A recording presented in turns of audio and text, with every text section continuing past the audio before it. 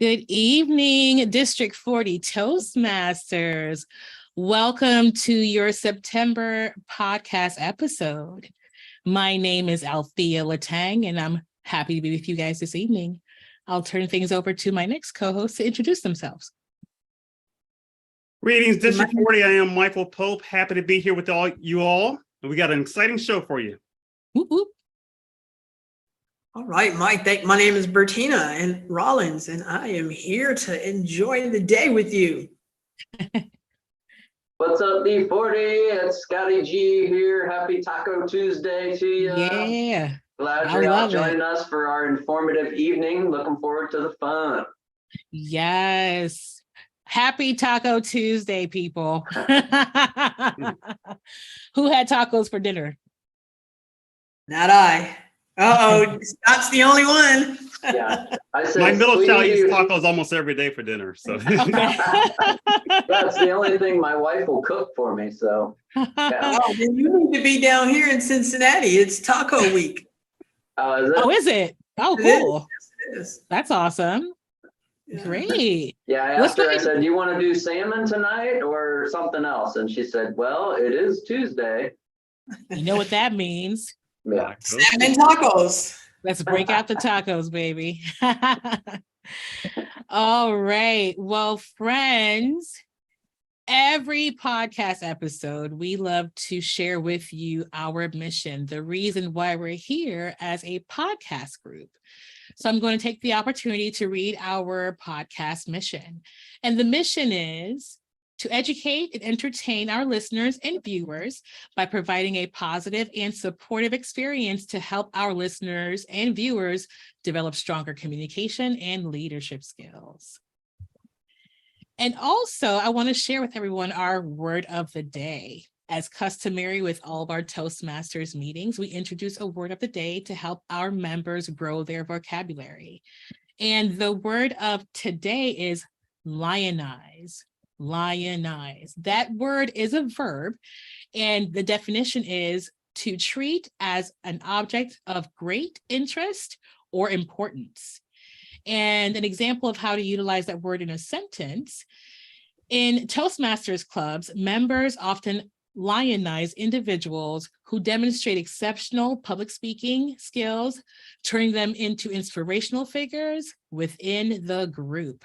So your goal today, all of you podcasters, is to utilize the word of the day. And every time you do that, we'll kind of give you a little shout, a little hand raise, a little clap or whatever. But that's our word of the day. You can't hide your line. Does that work in a sentence? Or you can sing it too. That's an option. Okay. Good, Scott. That was good. That was good. Yes, it was. So we'll go ahead and turn things over to Michael for our first segment. yeah, so we have an exciting guest today. And I'm actually going to show a short video first introducing him, and then we'll get him on. So let me share this real quick here. I try to make people's lives better. I try to show people that there is a lot of good in the world, that we're only on this planet for a little bit of time. Let's do what we can to enjoy life and make life enjoyable for others.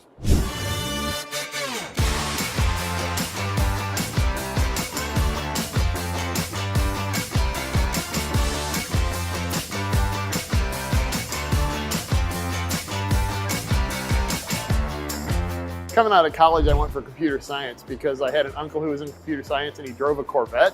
I'm like, cool, a Corvette. It turns out I'm not really a computer programmer. No refunds. I wasn't wired to do that. I was wired to laugh with people. I love making people laugh because once you laugh, you open yourself up to learn. I feel like it's a calling almost to help people learn, live their best life. There's nothing like it, just getting out there, telling the stories, getting the response from the audience. I love it. When you fear the right chicken and leave no regrets, you are going to have an awesome life. And I wish all of you that awesome life. All right, so we're going to stop that right there. And I'm going to introduce you to our guest, our amazing guest, who I've known for a couple decades now. Yeah. In August 2001, Phil Barth wandered into a Toastmasters meeting in Westchester, Ohio. He signed up that night and he still hasn't stopped talking since. Phil was in the World Championship of Public Speaking Finals in 2011. In 2018, he finished second to the world champion Ramona Smith in the semifinals. In 2015, he was in the semifinals, but wound up having a heart attack 1 week before the semis. Hey, more speech material, right?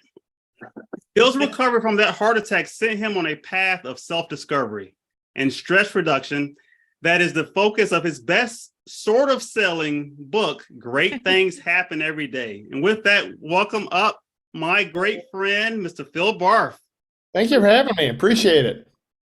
By the way, I do own more than 2 shirts. I noticed in the video, I was like, I see what I'm wearing tonight. What the heck? It's your favorite shirt. It's your lucky shirt. Apparently, yeah.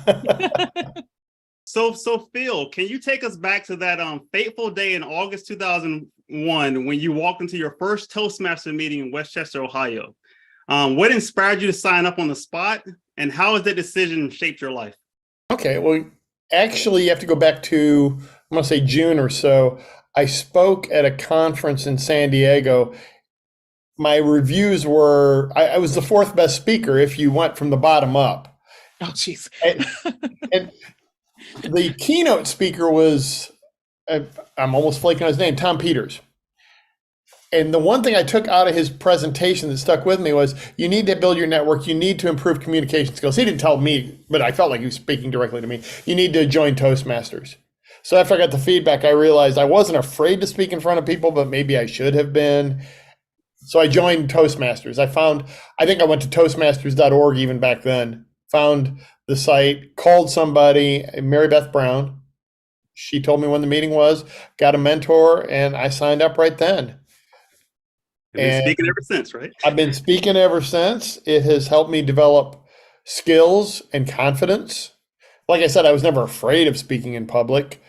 I'm one of those weird people, but I didn't have the skills and confidence to go with the lack of fear. So one more question, Phil. So you've already started monetizing your speaking, getting paid to speak. So how has Toastmasters really influenced your speaking skills and your professional life?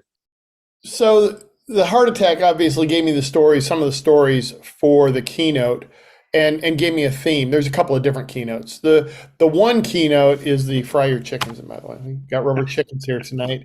Which I love, yeah. That came from my 2011 contest speech, overcoming your fears and self-doubt. The thing that really helped, and especially with the speech contest, is you take a story and you practice it over and over and over again. And 2011 was my first big long run in the speech contest. I had given 40 evaluated speeches between 2001 and 2011. I had gone through 4 levels. So effectively, that wasn't the only speech I gave, but 40 evaluated speeches. In 3 months, I had 40 more evaluated speeches. I got 10 years experience in 3 months, or I aged 10 years in 3 months, depending on how you want to look at it. And so what happens is each of those stories that I have in my keynote become this very practiced, but not overly practiced. It's a story I've learned how to tell and tell well. Mm-hmm. And that's thanks to Toastmasters. And then people ask, well, how do you do an hour keynote? Well, it's simple. I tell a few stories that I've been telling for years, and I connect them with various points. Mm-hmm. That's oversimplifying it, sure. But that's what you do. You come up with your stories, and then you practice them. You get feedback, great feedback from your fellow Toastmasters.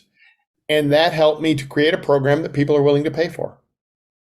That's awesome. That's awesome. And I've had an opportunity to hear several of those stories. And so Phil does practice his speeches in Toastmasters on a regular basis. Michael could probably do it for me. With that, I'll turn it over to my co-host to ask some more questions. Scott, All right. how about you? Oh, okay. Sorry. Go for it, Scott. Oh, all right. As a huge proponent of the leadership track or the leadership aspect of Toastmasters, I'm interested to learn what leadership positions you've served the club and what has been your most rewarding or most memorable and biggest takeaway from the leadership aspect of Toastmasters. I think I've been everything but treasurer in clubs. And if you talk to my wife, she'll tell you I can't balance a checkbook, so that I have no point. There's no point in me being a treasurer. The rest of them are fine. I think the first thing I learned was don't walk out of the room when they're having an election, because that's how I became the initial president of our club. Nice. But it was a lot of fun. And the president of the club and the VP of Ed, which is a ton of work, those were really rewarding positions because you can set kind of a vision for your club and you can help people. Mhm. You have them set their goals and then help them along the way to get their goals. And you get to see people grow. And that's very rewarding. Great, thank you. Althea? Bertina, did you have any question for Phil? Sure, I did. Nice to meet you, Phil. Nice to meet you. My question is this. You mentioned that you develop a lot of skills. Can you be, this is one of my favorite words I cannot pronounce, specific on some of those skills? I can't get that. Yes, I can. Storytelling, the ability to tell your story effectively. I think the number one skill you can develop if you want to be an effective communicator is you need to learn that it's not what you said, it's what the audience heard. The audience is always right. I run into people all the time that do brain dumps of what's in their brain. And it's as if, because it's important to them, it should be important to you, but you have to know what the audience wants. And that's what Toastmasters has helped me with. Humor. I've always had a good sense of humor. My problem was I thought everything was funny, and I had to learn that some of the things I said weren't really that funny. Until you're a dad, and then they're dad jokes, and everything's fair game. But humor, it's a great place to practice that. And they say you don't have to be funny if you want to be a public speaker. You just have to be funny if you want to be a paid public speaker. Mhm. So those are the two that jump right to mind. Well, thank you very much for that. I can see why you are a lionized. I tried. You did. I Word of the day. appreciate the effort. I was going to Word say, of the day. somebody Lionized. use the word of the day. Yes, and Phil, you can use the word of the day if you like. I have a question for you. So I have not personally met someone who has been on the big stage for the World Championship of Public Speaking. So I'm in awe of that accomplishment. Not only once, but multiple times you've had this opportunity to not only represent our district, but represent you on this platform. So I'd love to hear from you. What went into the preparation for the World Championship of Public Speaking? The type of emotions you may have been feeling, the adrenaline rush, and what tips or tricks can you offer to individuals that progress to that level in public speaking? Wow. I'm going to have to relive all this. The summer between district, and it's changed since my last trip to the semifinals, but the summer between district and semifinals is going to be spent working on 2 speeches, period. Now, it's changed, but because you have one in the semifinals and 2 days later you have your final speech. Okay. And I guess the first tip is you have to figure out, do you want to go for it all? And so therefore save your best speech for the finals if you make it, or do you want to put your best foot forward and make it to the finals and then see where it goes? I'm more conservative. I went with let's put the best one out there first Okay. and then make it to the finals. I would also say, get that second speech ready and then commit to it, because I changed my speech 10 days before the finals. That's terrible. That's a terrible idea. Don't do that. So much stress. Don't plan on getting any sleep between the semifinals and the finals. Oh my gosh. It is. Okay, not true. The night after the semifinals crashed and burned, but then I got maybe 2 hours of sleep the next day. Wow. Use your network. There were a lot of people willing to help me. I remember being up late in Las Vegas with a bunch of folks from District 40. Other people came into the room. Darren LaCroix was there. I visited with Jim Key, who's another champion. Everybody was willing to help on the finals and enjoy the experience. I think if I had to do it over again, I'd work more on enjoying the experience as opposed to thinking, holy cow, I'm on a stage in front of 2,000 people and I couldn't get out of my head. Yeah. And I know there's 2,000 people out there, despite the fact that the lights, I can only see the first row. And so I was, the whole time I'm delivering the speech, I'm thinking, okay, next I need to go over here, and next I need to go over here. Wow. And so then I guess my last tip is do paid keynotes instead of speech contests. Yes. Because it's a lot. I go out there and have fun with the audiences. Okay. And you get paid for it. And as much as And I get wanted paid that for it, trophy, yeah. I can tell you that I can buy a trophy with the check. I love it. So true. I wouldn't Also trade the things like- experience for anything. Don't get me wrong, but there you Of go. course. All right, Mikey, any other questions for Phil? No other questions for Phil. Phil, thank you so much for your time. I know you've got to go. You're in Memphis right now, so I know you've got to go somewhere anyway. We appreciate you being on here. So thanks a lot. Thank you for having me and for all you do for Toastmasters, all of you. Have a great Thank day. you so much, Phil. You Have a too. good one. Well, See ya. Take care. Thank you. All right. Right. Great. That's pretty awesome, you guys. Yeah. And I'll tell you, so if you haven't seen Phil's his final speech from I think 2011, definitely look on YouTube for it. I'll see if I can find the link and post it with this video, but it was a great speech. We thought he was going to be in the top 3 that year. Okay. that promo video was awesome. Yeah. Yeah. Well, I can see why people get engaged and want him to come out and speak for them. Mm, Mhm. absolutely. he's so energetic. Yes. Yeah.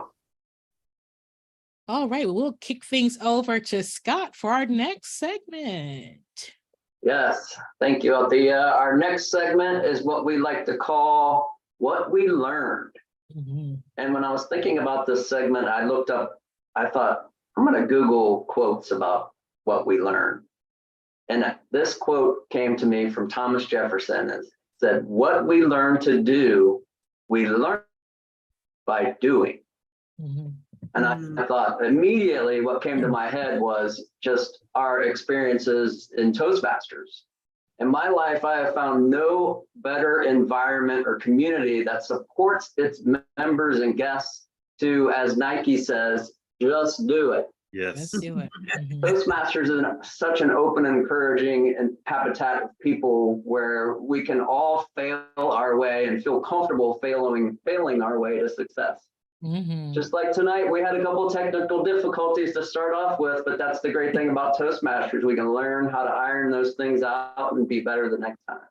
That's So in right. this segment, I'm going to turn it over to each of our distinguished podcasts and have them host a few minutes on a topic that helped them to learn something new.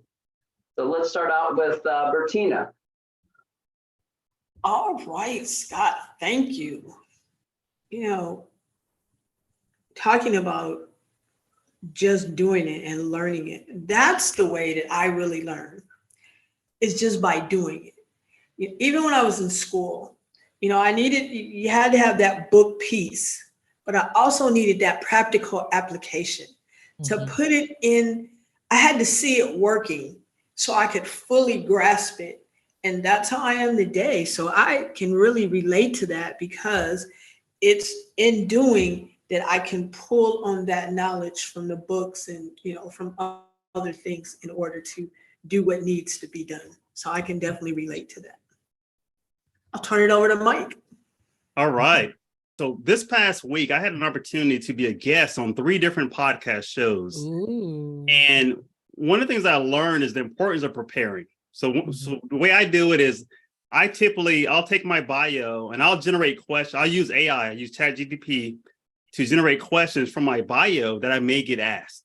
And then I'll use tools like Udemy just to practice some different interview questions, essentially like practicing table topics for various questions. So that way, when I am getting interviewed, I can sound confident and it flows naturally.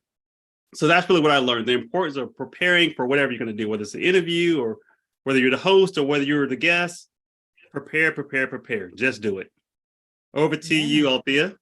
I love the theme of just doing it. Let's keep it going, right? That's great advice, Michael. It is. It's interesting how with AI, how much is available to us. It's kind of scary though, but it's also a great and useful tool. So thank you for sharing that. I need to give that a try and see what questions are generated from my bio. So one of the things I wanted to share, because we are in renewal season, let's talk a little bit briefly about coming back from disillusion.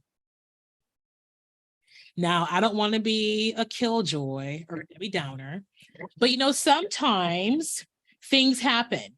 And COVID was definitely one of those things that happened that impacted not only us here in North America, but people throughout the world.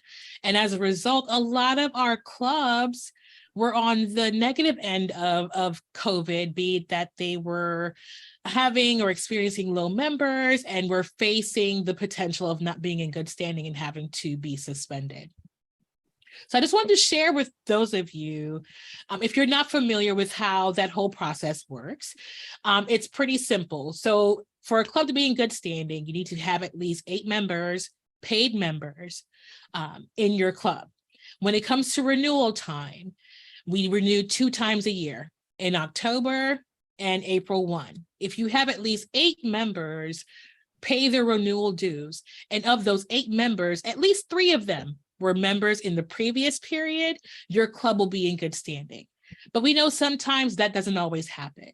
So if you end up at the end of September with less than 8 members, what's going to happen is Toastmasters International is going to give you one more chance to try to build your membership. So your status is probably going to change from it being active to maybe something like low or ineligible. So it's going to give your club an opportunity to create some strategies that's going to increase your membership numbers. So you can host an open house, you can talk to members in the community, you can invite a friend, you can do all these different things to help build your club membership and continue to thrive as a club. But in the event that all of your efforts does not yield the results that you're looking for, and your club is in danger of being suspended, here's a couple of things that you guys can consider to do. The first step in going through the reinstatement, if you find yourself being suspended, is, again, you can have at least 8 members of your club renew. Again, 3 of them have to have been in the club and active prior to the suspension. The second one is to pay any past dues that your club may have. And then the third option could be you can pay a reinstatement fee of $360. Now, I want to caution you, if your club has been under a suspended status for more than 2 terms, unfortunately, you won't be able to just easily reinstate. You'd have to actually go through the charter process, which would require you to get 20 members to commit to the membership and submit your paperwork to Toastmasters International. So with it being renewal season, I know this may kind of seem like a little bit of a not an exciting topic, but it's important that people understand, what a club in good standing means, and then how you can work with your club to avoid getting out of good standing. And then if you do find yourself in a situation where you're below in membership numbers, really try to think about creative ways to help build your club membership.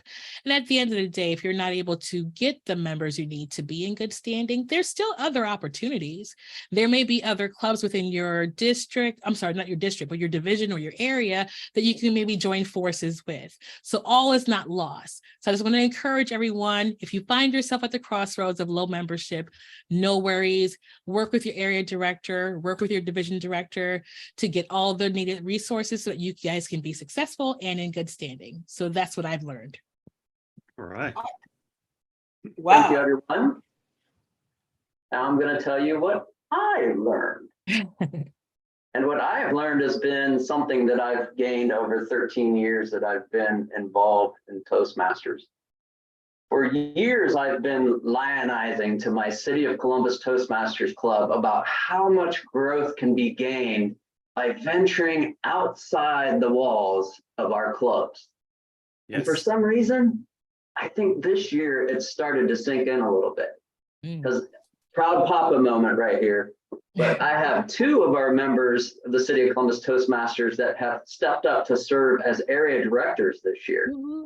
So that's their first venture outside of the walls of our club.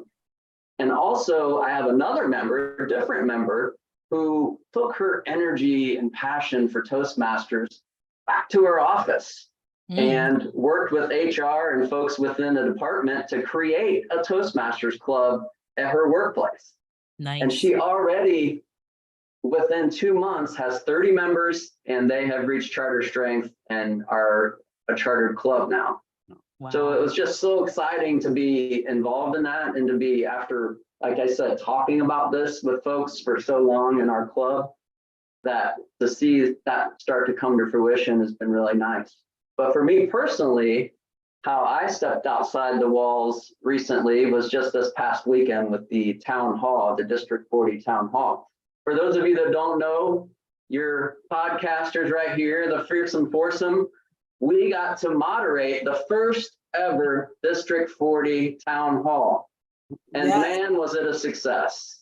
Yes. There were tons of folks online. There was a room half filled full of people, which, you know, after COVID is saying a lot, to have an auditorium with as many people as were in there.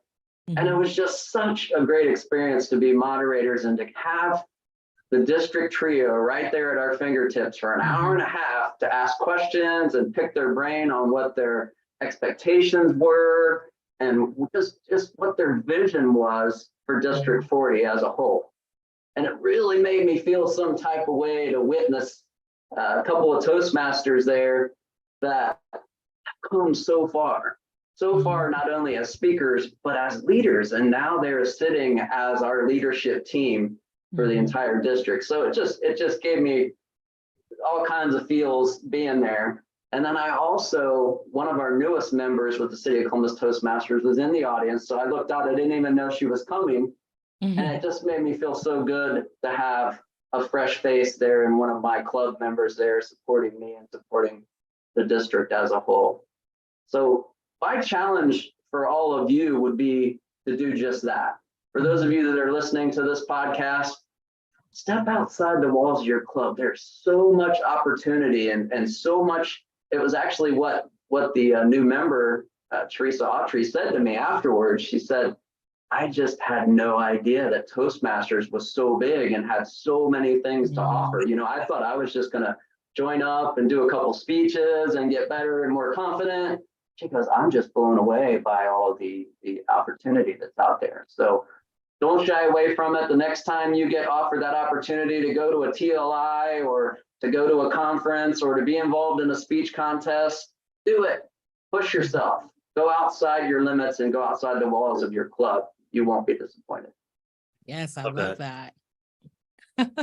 I know stepping outside the club really changed me, so I definitely agree with you, Scott. Yeah.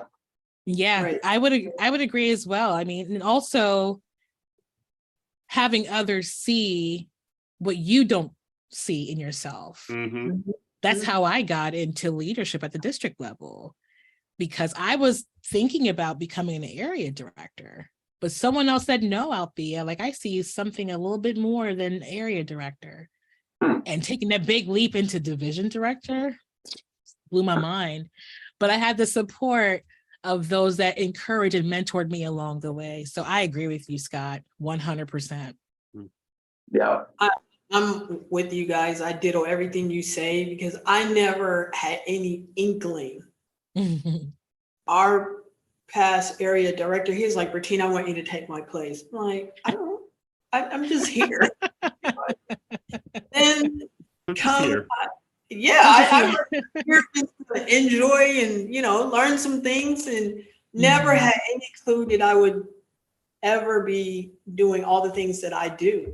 It was, Scott, as you mentioned, it was great being a part of that podcast. We created history together. How about it? Yeah, How that was about awesome. it? Or lionize across Yes, I love You know, that. there's And so I many. hope, yeah, Yeah. I hope this will continue to be a part of our district's framework as far as, getting out and visiting the different areas within the district and just hearing from the members where they are. So TRIO members, if you're listening to us, we are available to take this on the road with you. Hey, I talked to the district director and the program quality director afterwards, and they want to do it again. They want to do it. Yeah, I let's said, go. "Oh, spring. Let's do it again in the Yes. spring, or pre Yes. pre Before the conference or conference. something." For the Yeah. exactly. District 40, tell us where should we go next? Should we go to Kentucky? Should we go to West Virginia? Should we go to Cincinnati? Podcast on the road, get a little food truck and go. That's right. Yeah, sounds awesome. Well, thank you for your input. That ends my segment. I'm going to turn it over to Althea for the next one. Yes, everyone. So this segment is news that the people can use. Ooh. So we'll take turns. All of the podcast team will take a turn providing some information for our listeners. So we'll go ahead and we'll start things off with Bertina. What is some news that the people can use? What is some news that you can use today? Never give up. I don't care what it may look like. Never get up. And I'm going to elaborate that on our next segment, but I want you to just believe in yourself. When those self-doubts come in and saying that you can't, you're going to stop. You're going to say, I can. Yes. Even though I am afraid, Mm-hmm. I can, I will, I do. Just keep going. And I share that from experience, is that when I am doing something new, or even sometimes doing something old, like self-doubt, I'm learning to cut that off, say, nope, Yeah. it's not it today. I'm not going to let my thoughts, because I believe our thoughts shape who we are. And if we can learn to turn that old tape off, we're going to achieve and be the best person that we can be. That's the news that you can use. Thank I you. love that. Oh, I love inspirational news. Preach. Taking us to church. That's right. Thank you, Bertina, for sharing that. All right, Michael, what's some news that people can use? all right. So obviously you guys have probably heard that we've got a conference coming up next April. Oh, what? A conference, yeah, and it's going to be amazing. And we have two amazing keynote speakers. And so I want to share a short video, a promotional video from one of our speakers, just so you can get a feel of what you're going to experience there. And also, just so you know, the conference is going to be in person only. I don't think we're going to have a hybrid section. No. It's going to be in person because we want people in the room. Yes. So let me share this clip real quick. And I think you're going to love this speaker here.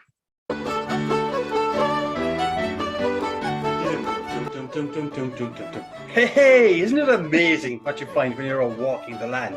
A camera right here in front of me. Does it work? It does. Let's see. Yay. Break it. No, okay, all right. Hi, Toastmasters, District 40, Conor Caneen, Irishman Speaks here. What? With the other side? Oh. Oh yeah, it is. Conor Caneen, Irishman Speaks, delighted to be presenting at your 2024 district conference. I will be doing a keynote on adding humor to your presentation. It will provide you with some really down-to-earth tips, tricks, and techniques that will help you to add humor to your presentation. And if you're involved in the humor speech competitions, help you to do even better than you're already doing. One of the tricks I will be working on is I will provide you with an acronym that spells out the word laugh. And what? Upside down again. This printer always prints upside down. LAUGH. That acronym will provide you with 5 really good concepts to add humor to your presentation. But to find out what the acronym, or even to find out what the acronym stands for, You will have to attend the conference, and I look forward to seeing you there. Love it. I will also be doing a presentation on what Mark Twain can learn you about public speaking and provide you with a video on that shortly. But right now, I'm off to walk the land again. Stay well, stay safe, and see you at the District 40 conference in 2024. I understand there's actually 27 cities named Dayton in the United States, and I really hope I do make it to your proper city of Dayton, Oregon, okay? Okay. Dayton, Ohio. I knew it was something beginning with a no. Anyway, we'll see you there, all right? Stay well, stay safe. Cheers. Conor Caneen, Irishman Speaks. Ha! Got it right that time. That's awesome. Yeah. So he's that gonna was- be hilarious. Yes, definitely looking forward to it. yes. Oh, goodness. All right, Scott, what's some news that people can use, sir? News that the people can use. This is hot off the presses. How many of you got your new Distinguished Communicator newsletter today? The District 40 Distinguished Communicator. If you didn't know, it has a new name. It was called the D40 newsletter. Now it's called the Distinguished Communicator. Mhm. And if you have not seen it, if you may have deleted it in error, get it out of your delete box, get it back into your inbox. There is so many awesome goodies in it. I could not believe the Mhm. format that this new newsletter is in, with Yeah. all the ability to, everything was just picture after picture and click here and click there. And it wasn't like reading the newspaper or a newsletter. It was like a totally interactive document. So Mhm. if you have not read it yet, check it out. But one of the things that I want to highlight that's in there is the first TLI of the fall winter session is coming up. It's already been established on the calendar for November 11th. That's Saturday, November 11th. We'll start virtually only on this one at 9 a.m. So like I said, in the Distinguished Communicator, there will be a link there for you to click on to register for the first TLI of the new reporting period. So for all of us officers out there that want to get a jump start, I think I'm going to wait and maybe go to the one that's in person. I love the in-person ones, but I want to get it done and get it out of the way. This is your That's right. opportunity right off the bat on November 11th. So look at there's a QR code and a link to register. So check out the Distinguished Communicator and check out all the stuff. I couldn't even get through it. There were so many nuggets in there. Yeah. And now I'm sitting here lionizing the District Communicator, but Distinguished Communicator. But Yes. it was awesome. Way Check to it out. go, way to go, Scott. Yes, I agree. It's very interactive. And I love that we're seeing what all of the areas within our division or our district is doing. So Yes. there's tons of events that are happening in the next Cool. coming weeks. Yeah, all of the fall recognition ceremonies are coming. So hopefully you guys have signed up for your respective divisions to go to those. Mine's this Yeah, but- Saturday. All right, getting things off to a great start there. So yeah, definitely check out the newsletter, you guys. Lots of great information. And I have one more thing I want to share with you guys before we move into our last segment is let's talk about the Smedley Awards. I'm sure you guys are all familiar with what the Smedley Awards are. What But are for the those of you- Smedley Awards? I was going to What- say, I'm glad you asked. For those of you that may not know what the Smedley Award is, it's a membership building award that's named after the founder of Toastmasters, Ralph C. Smedley.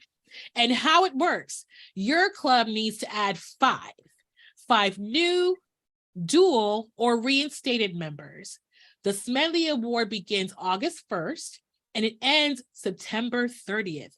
So it ends this Saturday. All right. 5 new, dual, or reinstated members will earn your club the Smedley Award. So what do you get? It helps you build a stronger club. It helps you qualify for accomplishments in the DCP as far as points, and you get a ribbon for your club banner. Let's talk about that.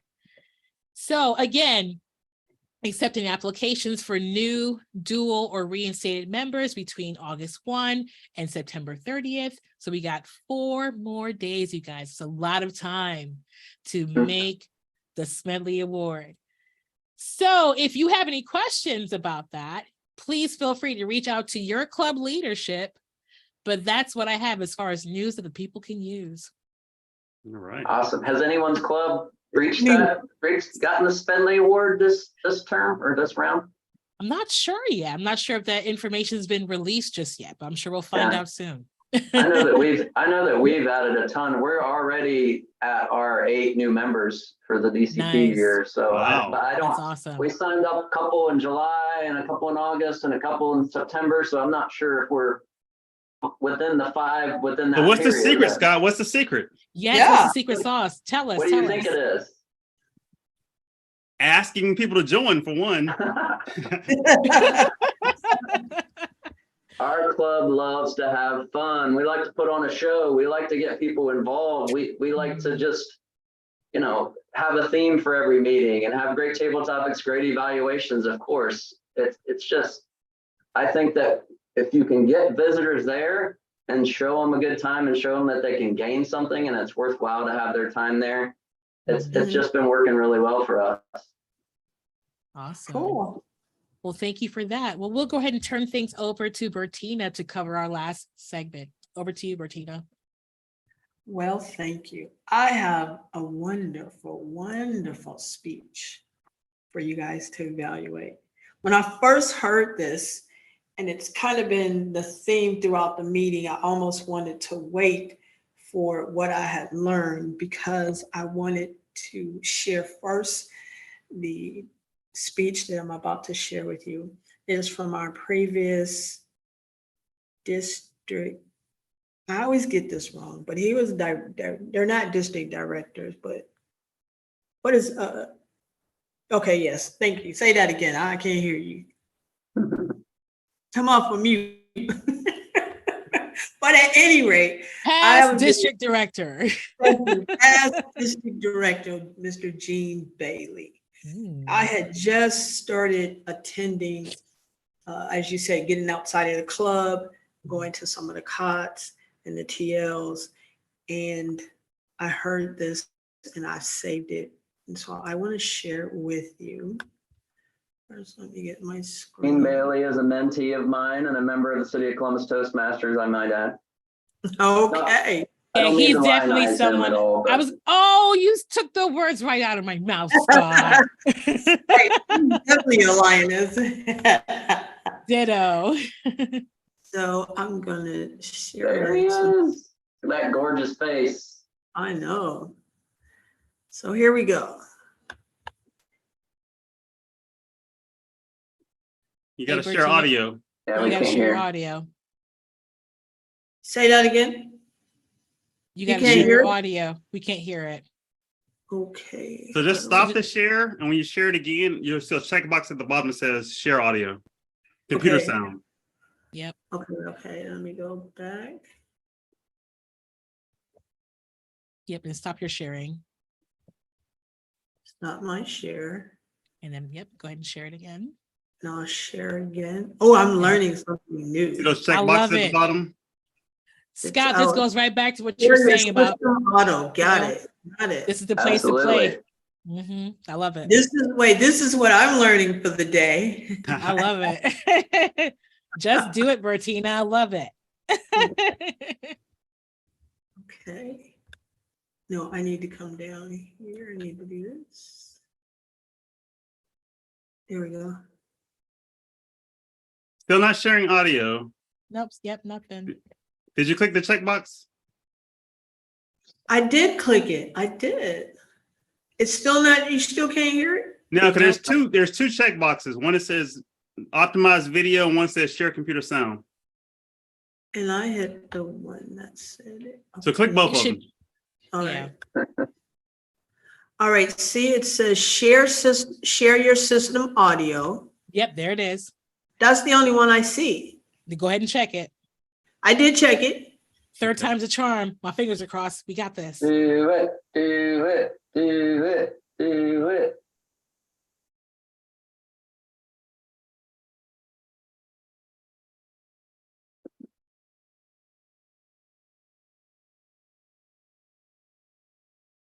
Are you on a Mac? No, I'm on a You see? Okay. Chrome. All right, something. so Bertina, I can step in, my dear, and offer assistance if you like me to. All right, so you go ahead and stop sharing. I'll go ahead and take the reins here. You got the video? I do have the video. Perfect. I sent it to her. Yeah. My God. Yeah, you guys. Okay. Okay, there we go. All right, here we go, guys. If not, I got it too. We got it. All right, here we go. Good morning, District 40. I just wanted to share an encouraging story. We're all going through struggles during these difficult times, and this story always encourages me, and I like to read it to you and share this little bit of inspiration as you think about the struggles that we go through.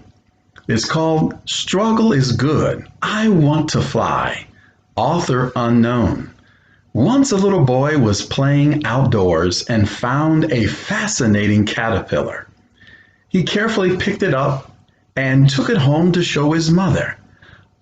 Mommy, Mommy, he asked, can I keep it? Can I keep it?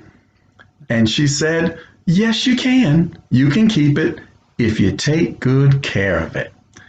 The little boy got a large jar from his mother and put plants in it so the caterpillar could eat, put a stick in it so the caterpillar could climb. Every day he watched the caterpillar and brought new plants to it to eat. One day the caterpillar climbed up the stick and started acting strangely. The boy worriedly called his mother, Mommy, Mommy, something's going on with the caterpillar. The mother looked at it and understood the caterpillar was creating a cocoon. The mother explained to her son how the caterpillar was going through a metamorphosis and would soon become a butterfly. The little boy was thrilled to hear about the changes his caterpillar was going through, and he watched every day, waiting for the butterfly to emerge. One day it happened. A small hole appeared at the end of the cocoon, and the butterfly started to struggle to come out. At first, the boy was excited, but soon he became concerned. The butterfly was struggling so hard to get out. It looked like it couldn't break free. It looked desperate. It looked like it was making no progress. Ever felt that way? The boy was so concerned, he decided to help. He ran and got a pair of scissors and then walked back because he knew he shouldn't be running with scissors. And he decided to snip the end of the cocoon to make the hole bigger. And the butterfly quickly emerged. As the butterfly came out, the boy was surprised. It had a swollen body and small shriveled wings. He continued to watch as the butterfly, expecting for it at any moment to dry out and enlarge and expand its great wings. But all he saw was a swollen body and shriveled wings. He knew at any time that the body would shrink and the butterfly's wings would expand. But neither happened. The butterfly spent the rest of its life crawling around with a swollen body and shriveled wings. It never was able to fly. As the boy tried to figure out what had gone wrong, his mother took him to talk to a scientist at a local college. He learned that the butterfly was supposed to struggle. In fact, the butterfly struggle to push its way through the tiny opening of the cocoon, pushes the fluid of its body into its wings. Mm. Without the struggle, the butterfly could never, ever fly. Wow. The boy's good intentions hurt the butterfly. As you go through school and work and throughout your day, keep in mind that struggling is part of the success journey. It's part of the growth experience. It is part of what we're going through now. And I wanted to share this story with you, as it's always encouraged me to remember the struggle is part of the process. Our goal as leaders in District 40 is to give you the gift of stronger wings. Wow. Have a marvelous, magnificent day. That's awesome. Wow. How do we even evaluate that? It's hard, but you know, when I first heard this, I understood some of the things that I had gone through in my life. And I wanted to leave the people with, we sometimes get down on ourselves because maybe we didn't choose the right path or the choice or whatever, and we find ourselves struggling. But I wanted them to think differently, especially in these times that we're starting to evolve once again, come out of the COVID, and we're doing things. And I wanted to just give them a piece of something to say that the struggle is real, it's worth it. And when you come out on the other side, you're so much better. So I'm going to start with you, Althea. I'm going to give you a chance to Yeah. share your thoughts. Let me tell you, so I can close my eyes and listen to Gene Bailey speak anytime. He should be like, he should work for like Audible or something. Yeah. He just has that sound, that voice that just is so soothing, and like, he's a great storyteller as well. I appreciate the story about the caterpillar and the butterfly and how that is applicable to my life and my life's journey. So Bertina, thank you for sharing this video. It's very inspiring, very powerful. And a lot of times we tend to shy away from the struggles that we go through, not understanding that the struggles are needed to get you to the other side, because there's so many lessons in the struggle. So I appreciate that story. The only thing for me is I wish that he was standing up and giving that speech. I think it would be more powerful if we could actually see the body language as he's presenting the speech. But like I said, I can listen to Gene Bailey speak any day of the week. I think he's a great speaker. He's a great human being. And just someone that, you know, I lionize. I look up to him. He's a great individual with a kind, soft heart. And yeah, thank you for sharing that video. So I'll kick things over to Scott. What were your thoughts about Gene's speech?